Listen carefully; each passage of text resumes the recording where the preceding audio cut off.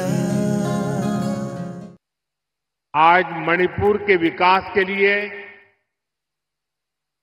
हजारों करोड़ रुपए के प्रोजेक्ट्स का शिलान्यास और लोकार्पण हुआ है। ये प्रोजेक्ट आप सभी लोगों की ईज ऑफ लिविंग बढ़ाएंगे,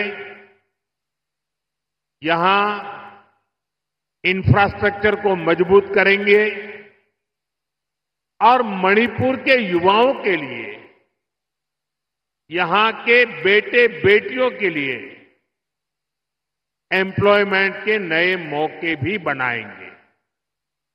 साथियों, जो काम आज शुरू हुए हैं उनमें 2 परियोजनाएं बहुत अहम है।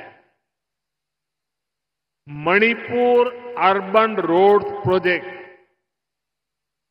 जिसकी लागत 3,600 करोड़ रुपए से ज्यादा है, और मणिपुर इंफोटेक डेवलपमेंट प्रोजेक्ट, जिसकी लागत 500 करोड़ रुपए से ज्यादा है। ये परियोजनाएं इंफाल में सड़क इंफ्रास्ट्रक्चर को मजबूत करेगी और मणिपुर के उज्जवल भविष्य को नई ऊर्जा से भर देगी। मैं मणिपुर के लोगों को सभी इस विकास योजनाओं के लिए बहुत बहुत बधाई देता हूं, अपनी शुभकामनाएं देता हूं। साथियों, आजादी के बाद देश के पश्चिमी और दक्षिणी हिस्से के बड़े शहरों में विकास हुआ, वहां सपने पले, नौजवानों को नए मौके मिले। अब 21वीं सदी का ये समय ईस्ट का है, नॉर्थ ईस्ट का है। इसलिए मणिपुर के विकास को भारत सरकार ने निरंतर प्राथमिकता दी है। इसी का परिणाम है कि मणिपुर की विकास दर लगातार बढ़ रही है। 2014 से पहले मणिपुर की विकास दर 1% से भी कम थी, 1% भी नहीं थी। अब मणिपुर पहले से कई गुना तेजी से आगे बढ़ रहा है। मणिपुर में इंफ्रास्ट्रक्चर निर्माण का नया दौर शुरू हुआ है। मुझे संतोष है, मणिपुर में सड़कें बनाने की, नेशनल हाईवेज बनाने की रफ्तार भी कई गुना बढ़ी है। यहां गांव-गांव तक सड़कें पहुंचाने के लिए भी तेजी से काम हो रहा है। साथियों, हमारा इंफाल संभावनाओं का शहर है। मैं इंफाल शहर को भी विकसित भारत के उन शहरों के रूप में देखता हूं जो हमारे यूथ के सपनों को पूरा करेगा, देश के विकास को गति देगा। इसी सोच के साथ यहां स्मार्ट सिटी मिशन के तहत अनेक प्रोजेक्ट्स पूरे किए गए हैं। सैकड़ों करोड़ रुपए के और भी कई प्रोजेक्ट पर तेजी से काम किया जा रहा है। साथियों, इंफाल हो, मणिपुर के दूसरे इलाके हो, यहां स्टार्टअप्स के लिए टेक्नोलॉजी आधारित उद्योगों के लिए नए मौके बन रहे हैं। आईटी स्पेशल इकोनॉमिक जोन, इससे इन संभावनाओं को बल मिलेगा। इस जोन की पहली बिल्डिंग भी ऑलरेडी बन चुकी है। मणिपुर में नई सिविल सेक्रेटेरिएट की बिल्डिंग बनाने की मांग बहुत पुरानी थी। अब ये बिल्डिंग भी तैयार है। इस नई बिल्डिंग से नागरिक देवो भव के मंत्र को और मजबूती मिलेगी। साथियों, मणिपुर के अनेक साथी कोलकाता और दिल्ली भी आते जाते रहते हैं। वहां भी कम कीमत में ठहरने की व्यवस्था हो, इसके लिए दोनों शहरों में मणिपुर भवन बनाया गया है। इन भवनों से मणिपुर की बेटियों को बहुत मदद मिलेगी और जब बच्चे वहां सकुशल होंगे तो यहां माता पिता की चिंता भी कम रहेगी। साथियों, हमारी सरकार पूरी संवेदनशीलता से आपके जीवन की मुश्किलों को कम करने का पूरा प्रयास कर रही है। मैं जानता हूं मणिपुर के कई हिस्सों में बाढ़ से भी बहुत परेशानी होती है। इस समस्या को कम करने के लिए भी सरकार कई प्रोजेक्ट पर काम कर रही है। साथियों, मणिपुर देश का वो राज्य है जहां माताएं बहनें इकोनॉमी के फोरफ्रंट में है। ईमा कैथल की परंपरा इसका बहुत बड़ा प्रमाण है। मैं नारी शक्ति को भारत के विकास की, आत्मनिर्भर भारत की भी धुरी मानता हूं। इसकी प्रेरणा हम यहां मणिपुर में देख रहे हैं। यहां हमारी सरकार बनने के बाद हमने महिलाओं के लिए स्पेशल हाट, बाजार, ईमा मार्केट का निर्माण शुरू किया था। मुझे खुशी है कि आज 4 ईमा मार्केट का भी उद्घाटन किया गया है। इन ईमा मार्केट से मणिपुर की बहनों को बहुत मदद मिलेगी। साथियों, देश के हर नागरिक का जीवन आसान बनाना ये हमारा लक्ष्य है। मणिपुर ने तो वो पुराने दिन देखे हैं जब यहां सामान पहुंचाना कितना मुश्किल होता था। रोजमर्रा की चीजें सामान्य परिवारों की पहुंच से बाहर होती थी। बीते सालों में हमारी सरकार ने उन पुरानी परेशानियों से मणिपुर को बाहर निकाला है। मैं आप सभी के लिए एक और खुशखबरी लेकर आया हूं। हमारी सरकार चाहती है आपकी बचत बढ़े, आपका जीवन और आसान बने। इसलिए अब सरकार ने जीएसटी को बहुत कम कर दिया है। इससे मणिपुर वालों को डबल फायदा होगा।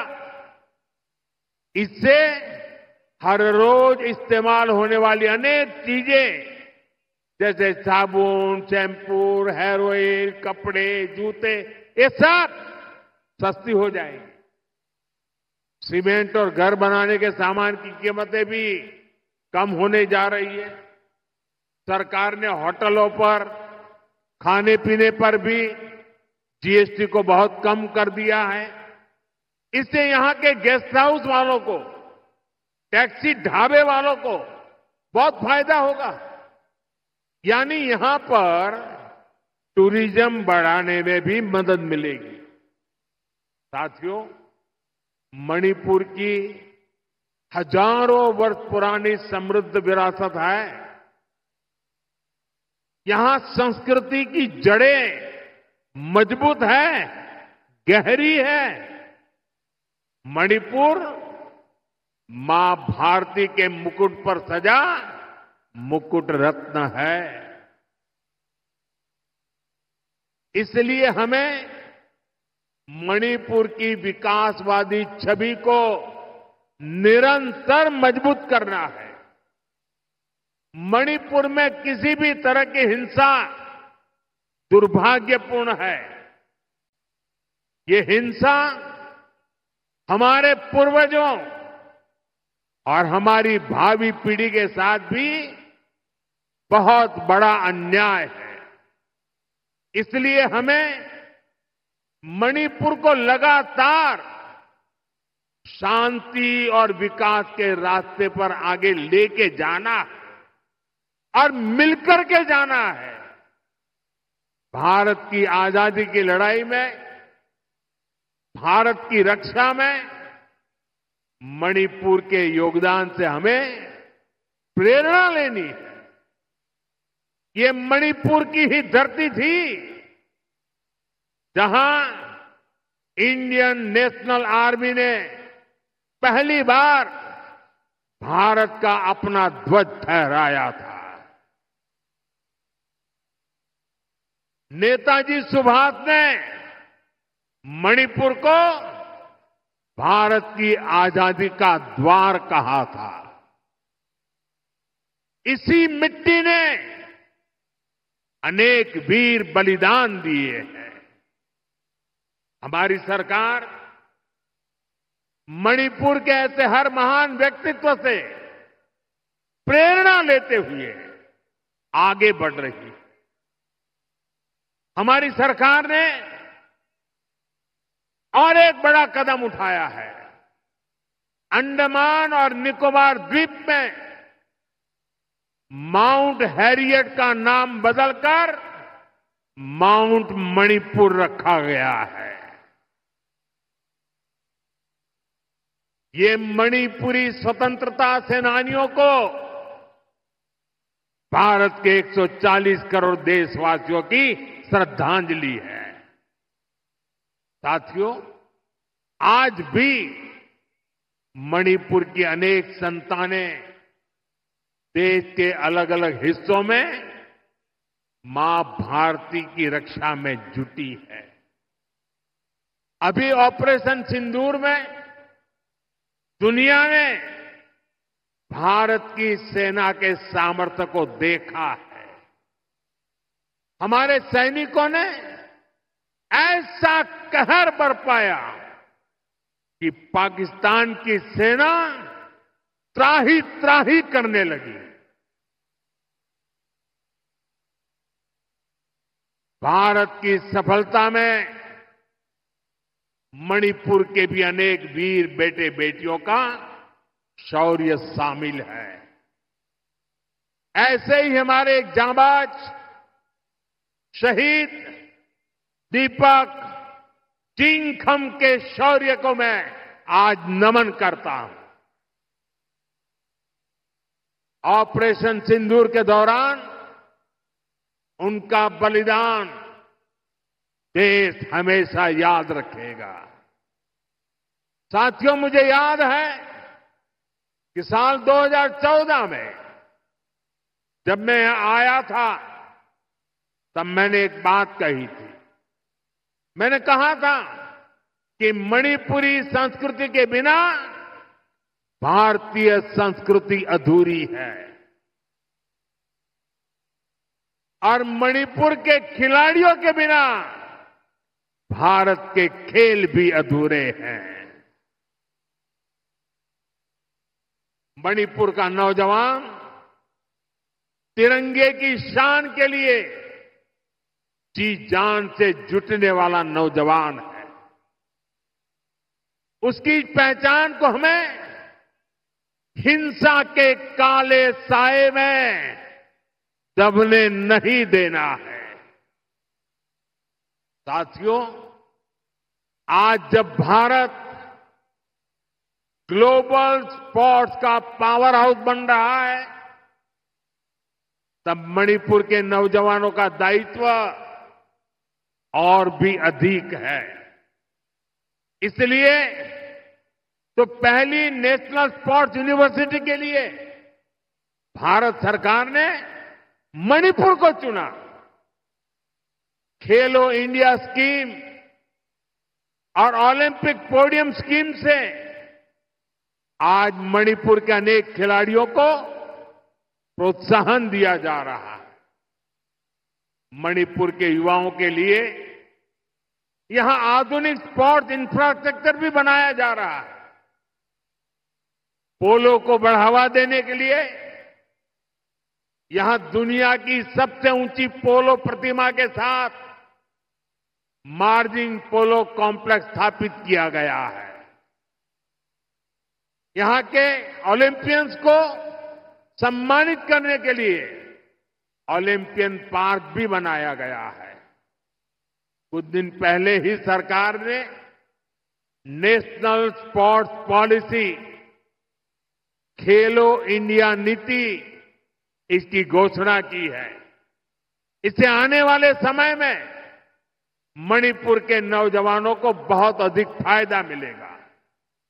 साथियों, मणिपुर में शांति और स्थिरता आए, यहां के लोगों के हित सुरक्षित रहे, जो कैंपों में रहने को मजबूर है, उनका जीवन फिर पटरी पर आए, इसके लिए हमारी सरकार निरंतर काम कर रही है।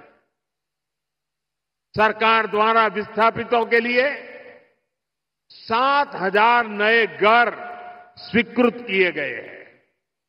हाल ही में केंद्र सरकार ने मणिपुर के लिए लगभग 3,000 करोड़ रुपए का विशेष पैकेज भी घोषित किया है।